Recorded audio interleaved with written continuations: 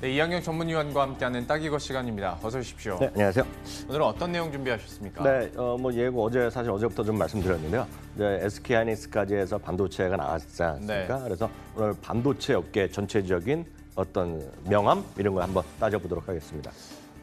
반도체 업계에 대한 전망 자체에 대해서부터 한번 얘기를 해야 될 것 같은데요. 네. 그 슈퍼사이클이나 아니면 좀 가격이 꺾인다라는 얘기는 사실 지난해 연말에도 한번 했었고 네. 훅 지나갔다가 요즘에 다시 한번 좀 많이 얘기를 하고 있는 것 같은데 현재 상황이 좀 어떤 겁니까? 이게 사실 한 2년째 계속 나오는 뭐 똑같은 스토리가 되겠는데 네. 일단 중요한 거는 뭐 다 필요 없고 가격이잖아요. 예. 그러니까 주가는 늘 말씀드리지만 제일 마지막에 보셔야 되겠고요. 네. 이제 반도체 가격 결국 D램과 낸드인데요. D램과 낸드의 현물 뭐 많은 현물 얘기하니까 현물 시세부터 먼저 보여야 되겠네요. 첫 번째가 DDR3 8기가짜리. 쭉 하여튼 내려오는 건 사실입니다 지금요. 예. 2018년 1월부터 꾸준히 조금씩 내려오고 있죠. 상단 하단인데요. 지금 그래서 9달러 깨져갖고 8달러 뭐 초반 이런 얘기하는 거거든요. 그림 먼저 보셨고요. 그다음에 소위 낸드입니다. 낸드요. 낸드 64기가짜리인데 낸드도 낸드 사실 꾸준하게 내려갔어요. D램이 올라갔다 좀 내려가는 건데 이게 워낙 좁혀서 그렇죠. 이게 완만하게 내려가는 거다라는 네. 정도 다시 한번 이해하시면 되겠는데 구체적으로 보면은요. D램 가격은 연초 대비 한 18% 정도 내려왔다라고 상식적으로 이해하시면 되겠고요. 낸드 플래시도 비슷합니다. 17.5% 정도 내려가고 있는데요. 이렇게 가격이 좀째 내려가면서 SK 하이닉스나 삼성전자의 실적이 3분기에는 또 사상 최고를 가는데 그 다음에는 반도체 쪽입니다. 반도체에 대한 쪽의 실적이 4분기 이후 꺾일 것이다. 이런 우려감이 일단 확산되고 있는 것이 2018년 7월 오늘의 현재다라고 이해하시면 됩니다. 그러니까 가격이 떨어지다 보니까 이제 슈퍼사이클 뭐 끝난다라는 얘기를 다시 하는 것 같고 그런데 또 생각해 보면 올 연초에는 울트라 슈퍼사이클 해가지고 막 얘기했다가 네. 급 이제 반전이 된 건데 네. 우리가 슈퍼사이클 하잖아요. 네네. 근데 이게 어떤 딱 특정한 개념이라고 있는 거예요? 약간 인색이 왜냐면 경제학 쪽에서 많이 네. 나오는 건데 쉽게 해서 이것도 뭐 정해진 건 아닌데요. 그냥 상식적으로 보시면 20년 이상 경기가 계속 좋아진다. 예. 그러니까 이런 것을 이제 슈퍼사이클이라고 하죠. 흔히 일본이 잃어버린 20년, 25년 하니까 네. 반대되는 것도 있을 거 아닙니까? 이건 제 해석인데요. 여하튼 20년 이상 장기적인 가격 상승이 되겠고요. 그러다 상품 시장 가격이 폭등하면서 새롭게 주목된 것도 또 원자재 슈퍼사이클이라는 말도 그냥 우리 상식적으로 많이 들으셨을 것 같고요. 일부에서 이제 슈퍼도 더 해갖고 울트라 그러니까 초강력 뭐 이런 거잖아요. 그렇죠. 초강력 뭐 세제도 아닌데 네. 초강력 반도체 가격 뭐 이렇게 하고 쭉 슈퍼사이클이라는 얘기하고 있는데요. 예전에는 이런 거죠.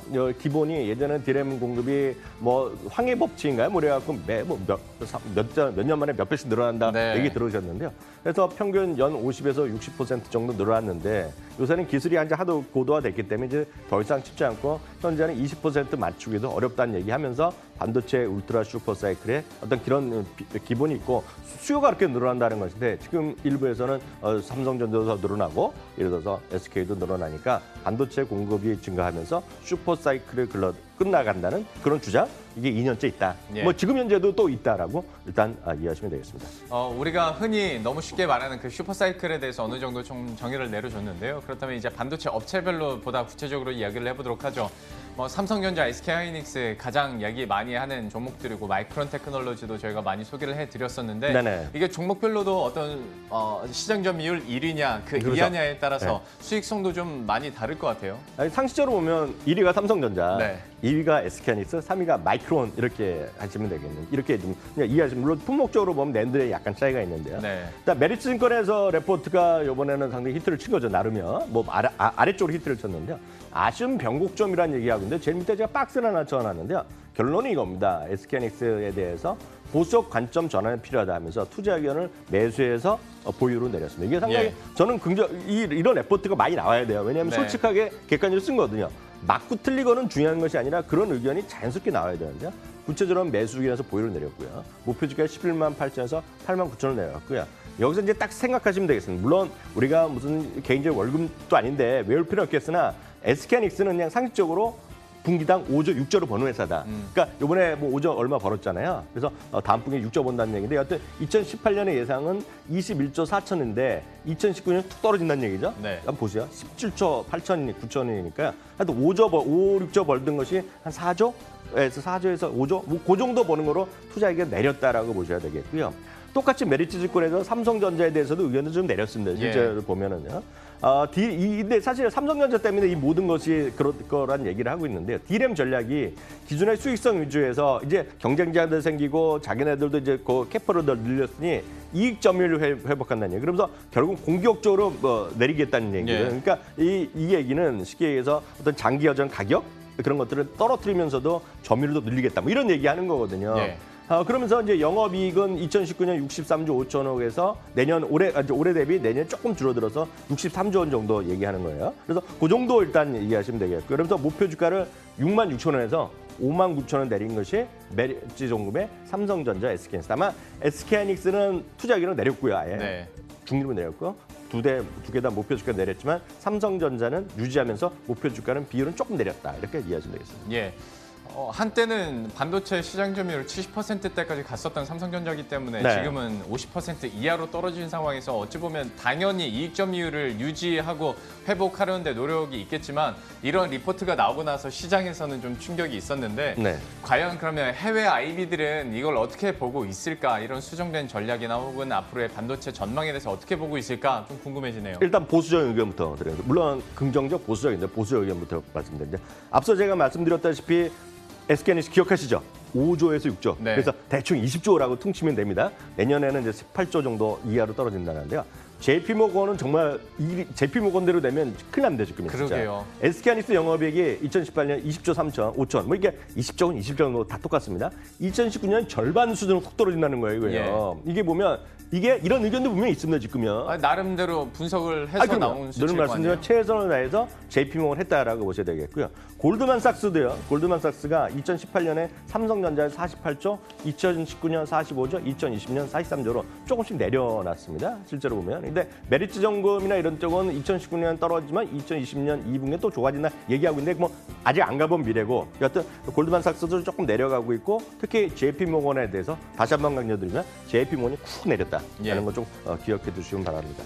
근데 반대로 좀 긍정적인 의견들도 분명히 있을 것 같아요. 슈퍼사이클에 대한 주기가 아무리 예전에 비해서 짧아졌다고는 하나 그래도 잘 나가던 거 나가는 탄성이라는 게 있는데. 그렇죠. 그래서 여전히 긍정적이 많은데요. SK하이닉스에 대해서는요. 삼성증권과 키움증권은 무슨 소리냐. 직감과 현실의 차이가 있다. 그래서 여전히 좋다는 얘기하는 겁니다. 느끼는 것과 달리 좋아질 수 있다는 얘기하고 있죠. 목표 주가 11만 5천 원. 이 두 개는 모두 메리츠증권 이후에 제가 레포트를 한번 소개해드린 겁니다.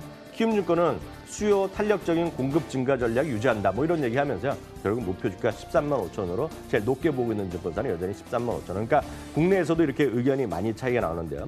글로벌 투자 의견은 평균적으로 보면 전체적으로 큰 차이는 없어요. 앞서 JP모건 예전부터 안 좋게 봤거든요. 그래서 이 그래프 한번 보여드리면 전체적인 평균은요. 전체 평균은 11만 4천 원이 되겠고요. 물론 크게 변화가 없어요. 그런 변화가 있지만 여전히 올린 곳도 있고 낮은 곳도 있지만 낮은 곳에 이렇게 뚜렷하게 나오는 것입니다. 낮춘 것은. 앞서 말씀드렸던 메리츠증권 정도가 지금 좀 심하게 좀 내렸다라고 보셔야 되겠고요. 참고적으로 마이크론 테크놀로지도 보여드리면요. 마이크론 테크놀로지는 의외입니다. 이익이라든가 목표 주가의 컨센서스가 상향이 계속되고 있고요. 데이터 센터라든가 AI 서버용 시장 확대가 계속되는 거죠. 쉽게 얘기해서 이거 아닙니까? 지금 오늘 다른 얘기지만 아마존이 오늘 또 깜짝 실적을 냈는데요. 그중에 견인하는 건 역시 이번에도 서버거든요. 서버 클라우드. AWS거든요. 그러니까 그 서비스인데요. 이것들이 얼마만큼 갈지 모르죠. 아무도 모르지만 이런 것도 있다는 얘기죠. 마이크론 테크놀로지의 똑같은 그래프 한번 다시 한번 보여드리면 이건 아예 빨간색이 없습니다. 늘 말씀 빨간색이 나오기 시작하면 부정적 의견이 있다는 얘기인데요. 이건 아예 기울기가 여전히 우상향 되고 있죠. 그러니까 아래쪽도 올라가고 위쪽도 올라가고 평균 가운데 선이 여전히 $80 정도 수준에 있는데요. 여기서 정말 다시 한번 깜짝 놀란. 이거 단독이나 마찬가지인데요. 왜냐하면 국내 보도가 안 되고 있으니까요. 아까 말씀드렸던 가장 얍박해졌던 JP모건 있죠. 아까 SK하이닉스 반토막난다고. JP모건에 관련된 오늘자 뉴스입니다. 오늘자 뉴스. JP모건에서 바이 마이크론 사란 얘기입니다. 사란. 왜? 클라우드 컴퓨팅 시장에 계속 쏘아주고 있다. 그래서 사란 얘기하고 있고요. 목표 주가는요. $82에서 오히려 목표 주가 올렸습니다. $82. 물론 여기에 보면 같은 JP모건이나 다른 소리 한다고 그럴 수도 있지만 각국마다 애널리스트는 다 다릅니다. 지금요. 그래서 다른 의견이 있다는 거 제가 이건 비판할 수도 있지만 그럼 너무 비판할 수도 안 돼요. 여튼 다른 의견이 있다. 그 안에서도 워낙 조직이 크다 보니까요. 여튼 마이크론 똑같은 논리로 올라가는데 예를 들어서 SK하이닉스랑 이런 주장도 약간 그러니까 제가 드리고 싶은 건 다양한 의견이 있다. 한쪽에 치울 필요 없다는 거 다시 한번 확인드립니다.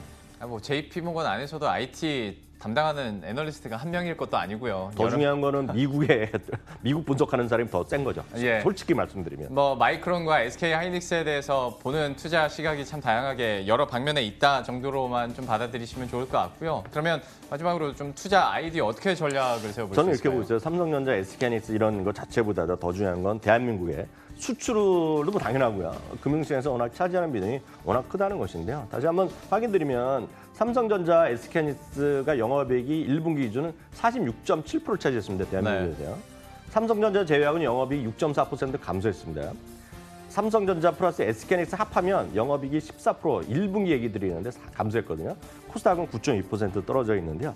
모르겠습니다. 반도체 분야가 정말 이익이 줄어들어서 주가 조정이 정말 본격화되면 저는 주식시장 전체가 오히려 크게 걱정된다라고 다시 한번 말씀드리겠고요.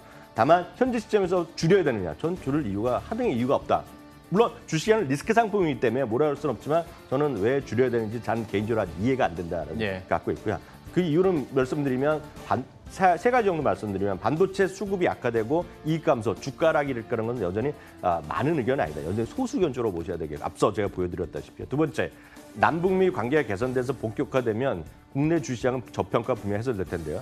그러면 시가총액 1위와 2위 주식이 가장 혜택이 클 수밖에 없습니다. 전 늘 말씀드리지만 남북 이렇게 좋아지고 정말 시장에 대한 저평가 해소되면 남북 관련 개선 최고의 테마주는 삼성전자라고 보고 있거든요. 네. 그러니까 그런 관점에서 이해하시면 좋겠습니다. 여전히 삼성전자, SK하이닉스 장기 매수 의견 드리겠고요. 마지막 한 가지 더 말씀드리면 중국의 반도체 굴기 엄청 뉴스 많이 나오는데요. 현실화되기까지는 여전히 중국 측의 기술수는 여전히 부족하다. 올해 아마 해봤자 시제품 정도 아니겠느냐라는 주장도 있다는 거 참고하시기 바랍니다.